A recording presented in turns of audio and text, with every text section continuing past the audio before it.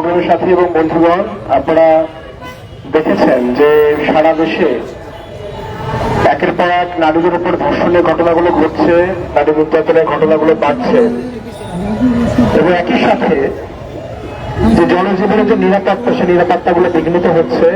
চুরি, ছিনতাই, ডাকাতি, এই সমস্ত যে ঘটনাগুলো, সেই ঘটনাগুলো বাড়ছে। অথচ আমরা দেখছি বেহাল তবিয়তে এখন পর্যন্ত স্বরাষ্ট্র উপদেষ্টা তিনি আছেন।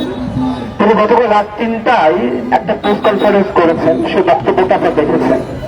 সেই প্রেস কনফারেন্সের মধ্যে দিয়ে তার যে দায়িত্ব, সেই দায়িত্বের কোন রকম প্রতিফলন আমরা দেখতে পাই না।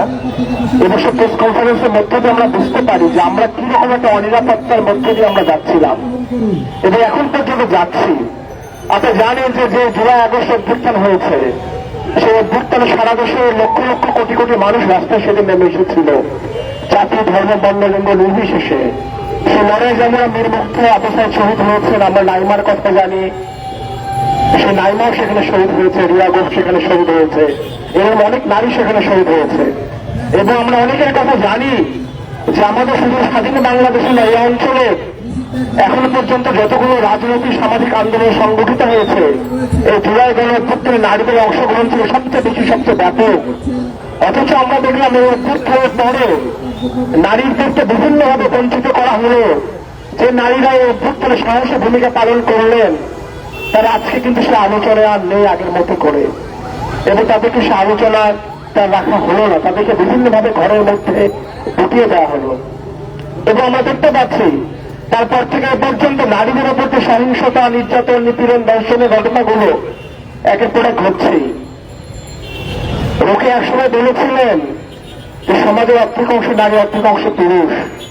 তাহলে একটা সমাজের যদি এগোতে হয়, একটা গাড়ির 4টা চাকা থাকে, 2টো চাকা যদি ছোট, 2টো চাকা যদি বড় হয়, সে সমাজ এগোতে পারে না। ঠিক তেমনি ভাবে একটি সমাজের অর্ধেক অংশ নারীরা, তাদেরকে যদি আমরা পিছিয়ে রাখি এবং তাদের উপর অত্যাচার, নির্যাতন, নিপীড়ন যদি একের পর এক বাড়তে থাকে, সেই সমাজ কি করে অন্তর্ভুক্তিমূলক হবে, সেই সমাজ কি করে গণতান্ত্রিক এবং সেই সমাজ কি করে এগোবে। সেই সময় জুলাই গণ অভ্যুত্থানের সময় আমরা বলেছিলাম একটা বৈষম্যহীন বাংলাদেশ আমরা চাই। সেই বৈষম্যহীন বাংলাদেশ মানে তো এটাই, সেখানে নারী পুরুষের কোনো বৈষম্য থাকবে না, ধর্মে ধর্মে বৈষম্য থাকবে না, জাতিগত নিপীড়ন থাকবে না। অথচ আমরা দেখতে পেলাম যে জুলাই গণ অভ্যুত্থানের পরে জাতিগত নিপীড়ন, সে পাহাড়ে নিপীড়ন, সে নিপীড়নগুলো চলছে। পাহাড়ি জনগোষ্ঠীর উপরে সেখানে জাতিগত নিপীড়ন চলছে। আমরা দেখতে পেলাম নারীদের উপর নির্যাতন, নিপীড়ন, ধর্ষণের ঘটনাগুলো বাড়ছে। বন্ধুগণ, আমরা দেখেছিলাম সেই আওয়ামী শাসন আমলে সেই দুঃশাসনের দিনগুলো আমরা এখন পর্যন্ত স্মরণ করতে পারি। আপনি জানেন না, সিলেটে এমসি কলেজে সেখানে ছাত্রলীগের নেতারা স্বামীকে গাছের সঙ্গে বেঁধে রেখে সংঘবদ্ধভাবে একজন নারীকে সেখানে ধর্ষণ করে। আমরা দেখেছি যে নৌকা মার্গে ভোট না দেওয়ার জন্য যুবলীগের সন্ত্রাসীরা সে নোয়াখালী সুবর্ণচর 4 সন্তানের জননীকে সারা রাত্র ধর্ষণ করে। এইরকম অসংখ্য ধর্ষণের কথা আমরা বিগত সরকারের আমলে দেখেছি, আওয়ামী সরকারের আমলে দেখেছি। বলে আমরা চেয়েছিলাম আওয়ামী শাসনের দুঃশাসনের বিরুদ্ধে এমন একটা বাংলাদেশ হবে যেখানে নারীরা ঘরে বাইরে সব জায়গায় নিরাপদ থাকবে। অথচ আমরা দেখতে পেলাম আজকে বাসের মধ্যে নারীদেরকে ধর্ষণ করা হচ্ছে।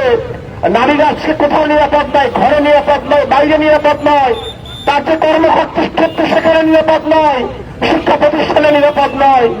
বন্ধুরা, আপনারা দেখেছেন যে চট্টগ্রাম বিশ্ববিদ্যালয়, সেখানে সুমাইয়া সিকদার সহ 9 জন নারী শিক্ষার্থীকে বিশ্ববিদ্যালয় থেকে বহিষ্কার করা হয়েছে। অথচ নারী শিক্ষার্থীরা জুলাই গণ অভ্যুত্থানের সময় গুরুত্বপূর্ণ ভূমিকা পালন করেছে, সামনের সারিতে থেকে লড়েছে। অথচ আজকে দেখলাম সে চট্টগ্রাম বিশ্ববিদ্যালয়ের প্রক্টর সে নারী শিক্ষার্থীদেরকে একদিকে যখন বহিষ্কার করলেন, তার বিরুদ্ধে যখন আন্দোলন হচ্ছে, কথা হচ্ছে, তখন সে নারী শিক্ষার্থীদের সম্পর্কে নানাভাবে অশ্লীল মন্তব্য তিনি ফেসবুকে লিখলেন। এই যে একটা সমাজের যে চিত্র, এই চিত্রের মধ্যে দিয়ে এই সমাজে কতটা নারীদের সম্পর্কে বৈষম্যমূলক মনোভাব পোষণ করে এবং নারী নিপীড়নের পক্ষে একজন মতামত তৈরি করে, সেই বিষয়টা কিন্তু আমরা দেখতে পেলাম। বন্ধুগণ,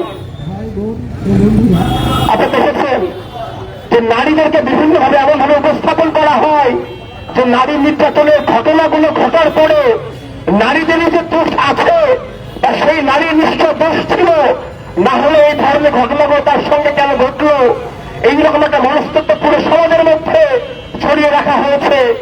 আমাদের যে পাঠ্যপুস্তক, আমাদের যে নাটক, সিনেমা, বিজ্ঞাপন, বিভিন্ন জায়গাগুলোতে নারীদেরকে ভোগ্যপণ্য হিসেবে উপস্থাপন করা হয়। আমাদের সাহিত্যের মধ্যে সেই সমস্ত বিষয়গুলো আমরা দেখি।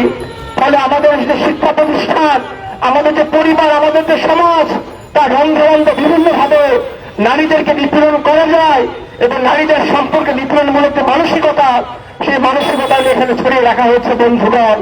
কিন্তু এটা খুব আশার কথা যে একদিকে যেমন নির্যাতন নিপীড়ন চলছে, তার বিরুদ্ধে সারা দেশের মানুষ আবার গর্জে উঠছে, তারা কথা বলছে, প্রতিবাদ করছে। আজকে আপনার দেখেছে যে সিদ্ধেশ্বরী কলেজে, নারীদের একটা কলেজ, ভিন্নতা স্কুল অ্যান্ড কলেজ, সেখানে নারীরা আন্দোলনে সামিল হয়েছে, সেখানে তাদের অভিভাবকরা তাদের সঙ্গে যুক্ত হয়েছে।